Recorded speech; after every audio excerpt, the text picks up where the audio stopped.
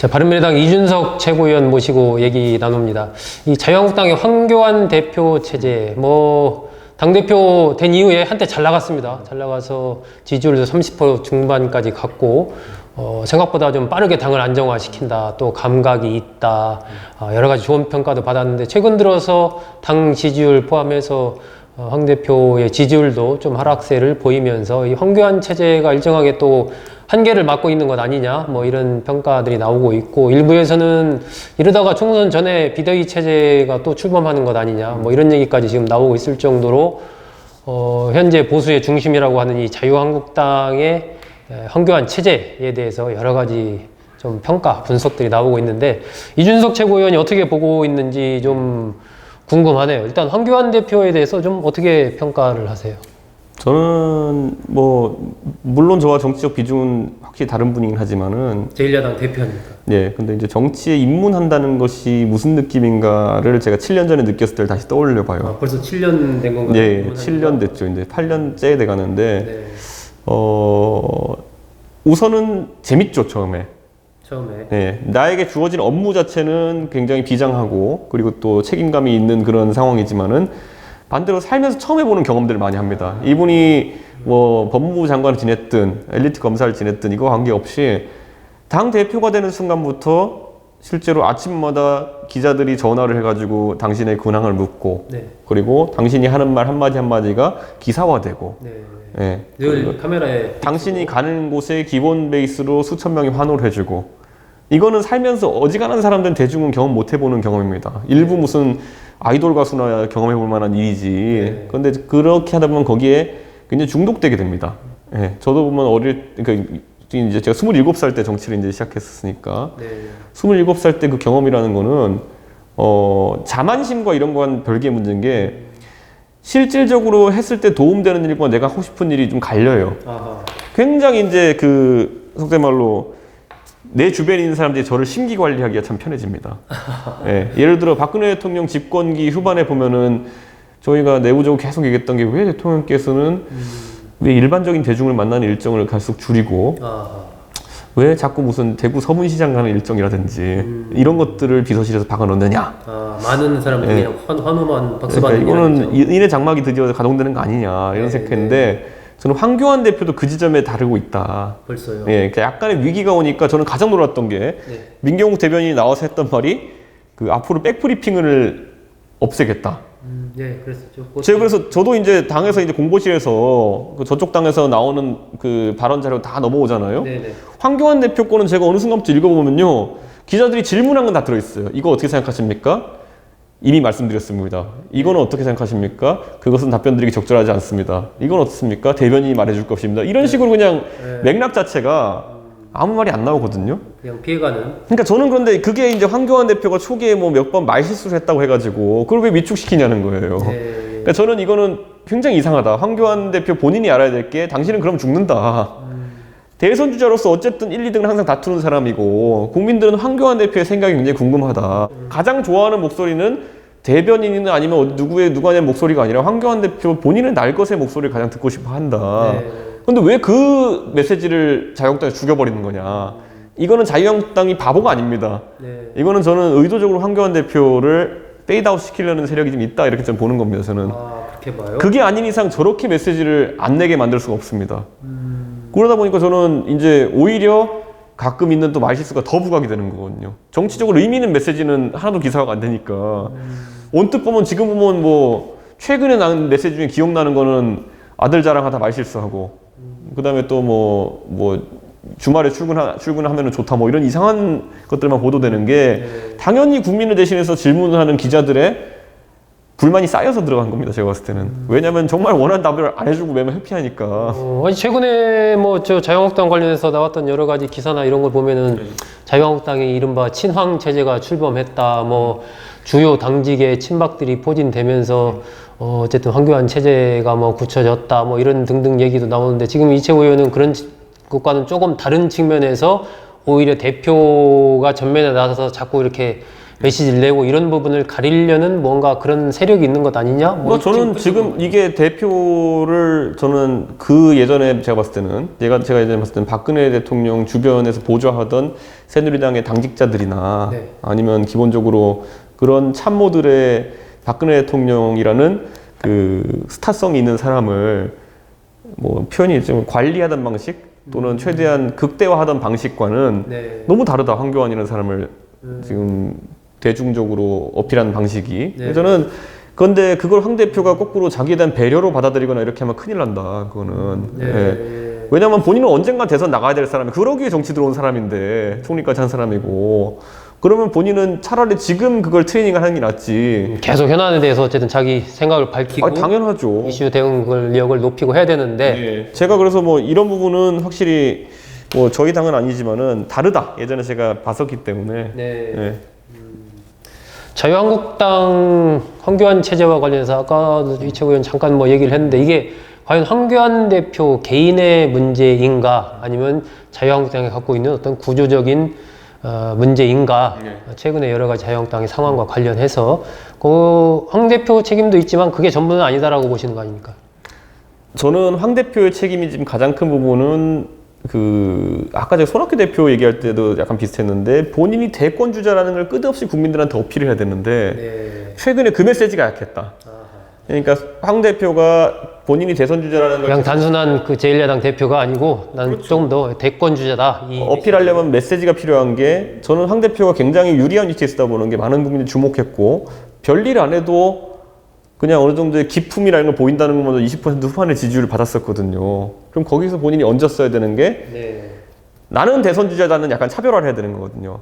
그게 나의 세계관을 드러냈어야 되는 건데 네. 황교안이라는 사람이 대선으로 나가면은 이 사람은 이런 안보관, 이런 경제관, 이런 교육관을 갖고 있다. 보수는 이 세 가지로 집권하는 거거든요. 안보관, 경제관, 교육관으로. 근데 뭐 진보는 노동, 인권, 환경 이런 것들 뭐 다른 걸 발견해냈지만은 보수는 이 세 가지에서 안정감 보여주는 사람이 대통령이 되는 건데 저는 황교안 대표가 지금까지 경제관을 드러낸 걸 단 한 번도 저는 들어본 적이 없습니다. 네.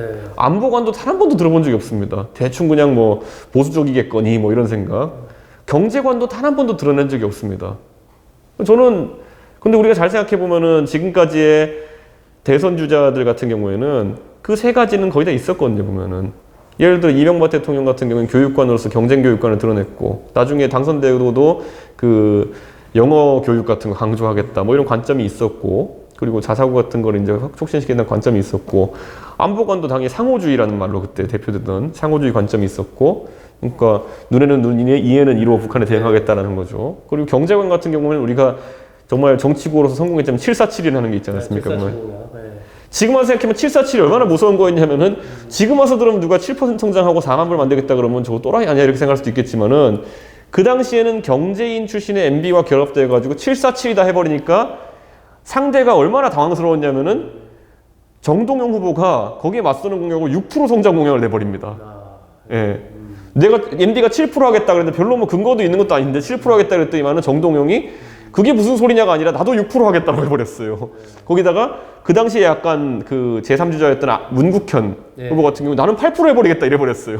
그러니까 MB가 설정한 공간에서 6이냐 7이냐 8이냐를 갖고 이제 다투는 프레임을 장악을 했던 거죠. 그게 장악력이 있으려면은 황교안 대표도 분명히 나서야 되는 게 뭐냐면은 어떤 뭐 본인의 전문성을 가지는 분야에서 뭐 경제는 아닐 테니까 사회 질서 측면에서 아주 강력한 공약을 내놓는다든지 아니면 뭐 교육관에 있어서도 뭐 내놓을 거 있다든지 이런 게 요즘 있으면 같은 국면에서는 안보 외교 이런 쪽이 아무래도 가장 이슈 장악하기 그렇죠. 쉽겠죠. 그죠? 네. 예를 들어 저는 그런 측면이 있어가지고 그 황교안 대표 본인밖에는 못하는 고민입니다. 그거는 왜냐면 아까 말했듯이 주변 사람들은 무수한 시나리오를 그립니다. 네. 황교안이라는 사람은 황교안이 잘 되기만 바라지만은 나머지 사람들은 그 황교안이 아니라 더 나은 사람이 있으면 비대위고 뭐고 다 할 사람들이에요. 근데 황 대표 입장에서 뭐 그렇게 하고 싶다고 해도 그런 생각이 있다고 해도 어쨌건 법무장관 국무총리 지내서 정부에 있다가 정치권에 들어온 지는 사실 뭐 아직 1년도 안 된 거 아닙니까?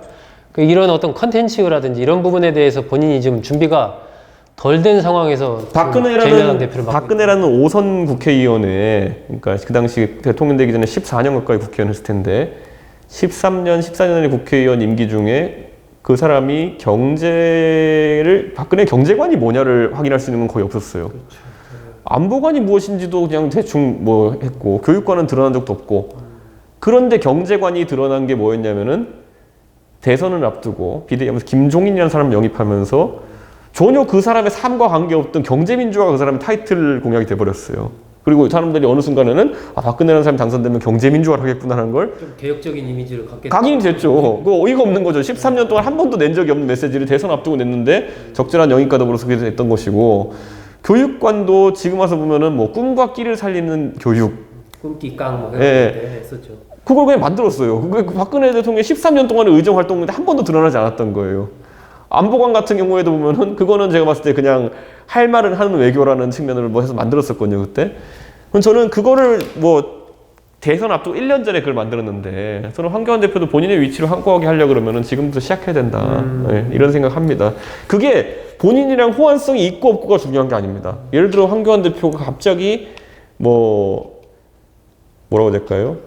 뭐 경제관을 드러낸다고 했을 때 본인한테 맞는 게 애초에 없어요. 그럼 누구와 팀워크를 맞추겠다는 걸 보여주는 것도 될 수도 있고 네, 그게 예를 들어 어떤 이론적으로 굉장히 강한 이론가와 정치 같이 하겠다는 걸 수도 있고 영입해가지고 이 사람 빌려주겠다고 그냥 선회버릴 수도 있는 거고 그렇죠. 사람으로 표현되든지 아니면 정책을 꾸준히 계속해서 거의 그렇죠. 강요하든지 사실 메시지로. 그러니까 그게 되게 중요한 거죠. 저는 네, 그게 없었기 때문에 고생한 거다. 자유한국당이 이른바 보수의 중심이다라는 표현에 동의하십니까?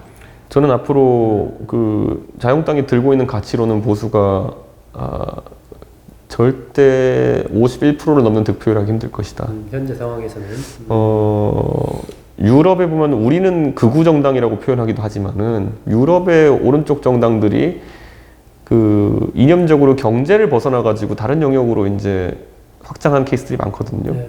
예를 들어 가장 대표적으로 영국은 브렉시트가 한번 논쟁이 됐었죠. 그리고 한번 이 다른 나라들은 난민 문제가 선거의 중심에 대두된 적이 있었죠. 근데 그런 관점들까지 그 보수가 수용해가지고 의견을 낼 수 있는 상황이 되어야지만 확장성이 생깁니다. 네. 그리고 강력한 무기들이 생기는데 지금 우리 보수 같은 경우에는 그게 없어요. 네. 그러니까 아까 말했듯이 경제, 안보, 교육에 있어가지고 어느 정도 의견이 있을 수 있겠지만은 예를 들어 이런 거요. 그 유럽이나 미국의 정당들 보면은 거의 항상 이제 선거 치를 때 나오는 게 동성혼에 관한 입장. 그렇죠. 그러니까 동성애에 대한 것은 뭐 선호라고 하고 넘어갈 수도 있겠지만은 동성혼은 제도적인 것이기 때문에 충분히 의제가 됩니다. 정치적으로. 근데 그런 부분에 대해서 의견을 몰라요, 그냥. 보수 정치인들은. 그게 지금 가장, 이거 내 영역, 우리 영역 정치 영역이 아니다. 유권자의 상당한 관심을 가질 수 있는 영역에도 불구하고 그게 사실 지금 이준석 최고위원 나이 전후한 세대에서는 상당히 그 민감한 문제예요. 크죠. 근데 이제 그걸 의견이 없다 보니까 그걸 유럽에서는 굉장히 합리적인 토론들이 많아요. 그런 것에 대해서 찬반이. 근데 우리나라는 어떻게 되냐면은 그거 주제로 나오면은 종교적인 관점에서밖에 접근을 못 합니다. 성서에 하지 말라 돼 있다 뭐 이런 거 있잖아요. 보면은. 네. 근데 그게 그러면 토론이 되는 주제가 아니거든요. 내 믿음상 안 돼 이거잖아요. 보면은. 근데 그런 상황에서 민주당은 반사이익을 누리고 있는 게 그냥 아까 말했던 노동 환경 인권이라는 측면에서 그냥 신선한 이미지를 갖고 계속 누리고 있는 거예요. 그 젊은 세대한테. 네. 황교안 대표가 이른바 뭐 자유한국당을 혁신해서 지난번에 얘기할 때 보수 통합 얘기 황교안 대표가 했고 현재 상태로는 내년 총선에서 안 된다. 통합해야 된다. 뭐 이런 얘기 했는데 결국 여러 가지 그러한 전제라면 자유한국당을 정말 대대적으로 그 혁신 거의 재창당 수준까지 바꿔야 될 텐데 현재 자유한국당 황교안 체제가 그러한 어떤 변화를 할 수 있을까요? 저는 이게 국회 선진화법이 만들어 놓은 또 하나의 폐해일 것이다 이렇게 보는 게 그 정당의 의석 목표치가 있습니다. 보면은 예전에 17대 총선 때 박근혜 대통령이 그 당시에 대표가 돼가지고 뭐 천막당 사고하면서 그때 현실적으로 개헌 저지선을 목표로 했던 게 사실입니다.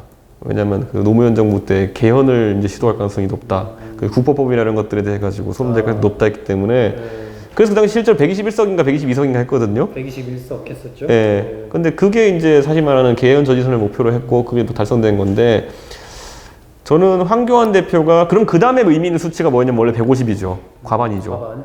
그 다음에 이제는 180이 의미가 있는 수치인데 저는 황교안 대표가 150에 도전할 박력이 있느냐를 한번 우선 반문하고 싶어요. 그게 완전 다릅니다. 150을 이기기 위한 전략이라는 거는 수도권에서 적어도 한 40% 의석을 가져와야지 달성 가능한 수치입니다. 예, 예. 그걸 박근혜가 해냈던 거죠. 2012년에. 그런데 반대로 자기가 120만 달성할 거면 121이나 아니면 뭐 130이나 크게 의미 없습니다. 그게 솔직히 당을 운영하고 대선 주자가 되는 사람 입장에서는. 그렇다면은 예전에 박근혜 대통령이 했던 것처럼 2016년 총선을 보면요, 박근혜 대통령, 김무성 대표가 뭐 우리 180석 하실지도 모른다 이런 얘기 했잖아요. 네, 그랬었죠. 그게 당대표 생각이었고, 반대로 그때 대통령 생각은 뭐였냐면은, 그래? 그럼 나는 과반을 해주니까 내 사람만 꽂자. 이게 충돌하면서 당이 어그러진 거거든요, 보면은. 예. 김무성 대표는 대표니까 180 만들어가지고 대표로서의 실적을 만들고 싶은 거고, 박근혜 대통령, 그래? 그 정도 유리한 상황이면 150 만들어서 여당에 대한 지배력을 강화해야겠지. 이 생각이 충돌하니까 뭐 5만 가지 일이 일어났던 건데, 저는 지금도 마찬가지일 거예요. 황교안 대표의 생각으로는 만약 대선을 가는데 문재인 정부의 실정이 계속되고 다음 판은 보수 후보가 되는 게 유리하다 네. 라고 생각하면은 120 정도만 해도 충분합니다. 예. 왜냐면 아까 말했듯이 150을 간다는 얘기는 수도권에서 당선되기 어려운 지역구들이 한 20, 30석이 추가된다는 얘기거든요. 네. 근데 전통적으로 그 말은 뭐냐면, 그렇게 해서 들어온 사람들이 누구냐면 김용태 의원 이런 사람들, 수도권에서 개인적인 경쟁력이 아주 뛰어난 사람들, 네. 김용태, 김성태, 과거의 홍준표 이런 사람들, 네. 이런 사람들은 그 개인의 매력이 높아서 득표력이 높다는 거는 당에 와서도 할 말이 많다는 얘기거든요. 근데 이런 사람들이 있는 상황에서는 본인의 대권 주자가 되는 것이 또 순탄하지 않을 수 있기 때문에, 저는 이 생각을 만약 황교안 대표가 했다면 굉장히 계산적으로 한 것일 텐데, 저는 그래서 황교안 대표에게 자유한국당에 있는 사람들도 계속 물어야 될 겁니다. 아하. 당신의 목표치가 몇 석이냐. 네. 예전에 박근혜 대통령처럼 나와 뜻을 같이 하는 사람들이 당선되는, 그 영남 장악하는데 그 영남이 우리 쪽 사람이었으면 좋겠다는 의지라면은 연대 틀도 우리 공화당으로 가겠죠. 예. 근데 150석이 목표고 진짜면 보수의 이 전체 상승 효과를 내보겠다 그러면 연대의 축도 중도적인 성향으로 가겠죠. 오늘 시점에서 투표한다면은 일당이 어디가 될 걸로 봐요?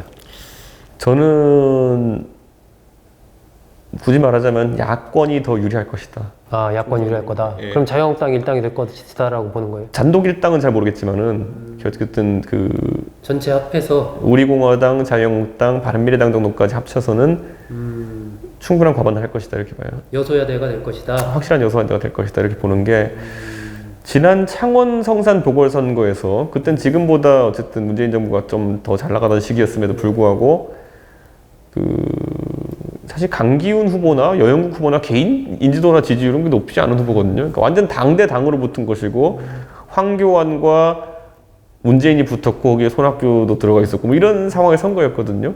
거기다 창원 성산이라는 곳은 제 지역구인 노원병에서 당선이 되기 어렵다고 생각하신 노회찬 의원님이 골라가지고 갈 정도로 정의당한테 유리한 지역구임에도 불구하고 저는 진짜 솔직히 선거 들어가기 전까지 10% 차이 날 줄 알았어요. 근데 딱 붙었다는 얘기는 저는 이미 여론조사와 관계없이 그게 4개월 전의 민심의 지형이다. 사실 그 창원 성산이 서울로 놓고 보면 중간 정도 되는 지역구보다 더 진보에 유리한 곳이거든요. 그런데 옛날에 뭐 권영길 씨도 창원에 선거했었고, 그러니까 그런 것처럼 그렇다고 봤을 때 거의 서울로 놓고 보면 한 9호쯤에서 바뀐 선거인 겁니다. 네. 근데 그 정도면은 사실 보수가 18대 때 거의 서울 다 장악했던 정도의 수준이거든요. 그러니까 저는 잘 모르겠습니다. 지금 만약 그런 정도의 선거 구도가 깔린다면은 과반은 할 수 있다, 보수가. 내용상 이미 그때 당시 여소야대라고 볼 수 있다. 네. 민주당과 자유한국당 둘만 놓고 본다면 어디가 일당 될 것 같아요? 저는 그렇게 되면 박빙일 거라 좀 봅니다. 그런데 이제 보면은 그게 있어요. 개인 경쟁력이라는 게 좀 있어야 되는데, 그러니까 선거는 어쨌든 당에 대한 구도도 있고 후보군들이 각계 전투 잘해야 되는 거거든요. 그러니까 장군이 전략을 잘 세우는 것도 있지만 각계 전투 잘해야 되는데, 제가 19대, 20대, 18대 의원들부터 제가 개인적으로 교류했지만은 18대 이후로 19, 20대 오면서 각계 전투력이 굉장히 떨어져 가고 있습니다. 그런 것 같아요. 예, 확실히. 보수 진영 후보에. 그래서 제가 이런 말, 제가 뭐 개개인에 대한 비난은 아니지만은 제가 19대 때 공천하는 서류들을 들여다봐서 그런지 모르겠는데 19대 때 서울 강북 지역에 공천되었던 사람들 또는 당협위원장 하던 사람들의 일반적인 스펙으로 보이는 것들과 20대 때 공천받은 사람의 일반적인 스펙으로 보이는 것들, 그리고 지금 당협위원장 하는 사람들 스펙을 보이는 것들이 현격히 차이 납니다. 엄격하다. 예, 저는 그게 딱 드러난다. 저는 이런 생각하고 그래서 그 각계 전투력을 키우는 방법은 또 보수가 다루 고민해야 된다. 이제 뭐 시간이 별로 없지 않습니까? 그게 이제 선거 때 얼마나 파격적으로 각 정당이 인재 영입이나 이런 것도 할 수 있느냐의 문제인데 저는 각계 전투력 문제는 좀 있다 이렇게 좀 판단합니다 지금은. 예.